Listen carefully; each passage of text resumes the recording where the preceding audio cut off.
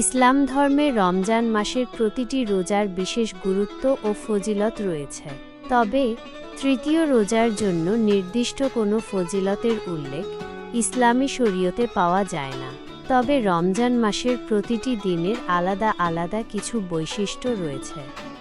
রমজান মাসের প্রথম 10 দিন রহমতের, মাঝের 10 দিন মাগফিরাতের এবং শেষ 10 দিন নাজাতের। সেই হিসেবে তৃতীয় রোজাটি রমজানের প্রথম 10 দিনের মধ্যে, যা রহমতের সময়কাল। এই সময়ে আল্লাহর বিশেষ রহমত ও করুণা বর্ষিত হয়। রমজান মাসে রোজা রাখার কিছু সাধারণ ফজিলত নিচে উল্লেখ করা হলো। আল্লাহর সন্তুষ্টি লাভ। রোজা আল্লাহর সন্তুষ্টি লাভের একটি অন্যতম মাধ্যম।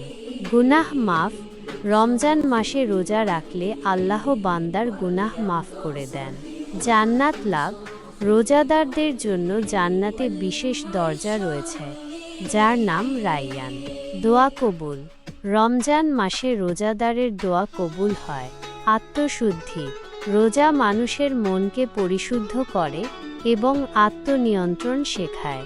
তাই রমজান মাসের প্রতিটি রোজা গুরুত্বের সাথে পালন করা উচিত এবং আল্লাহর কাছে ক্ষমা ও রহমত কামনা করা উচিত।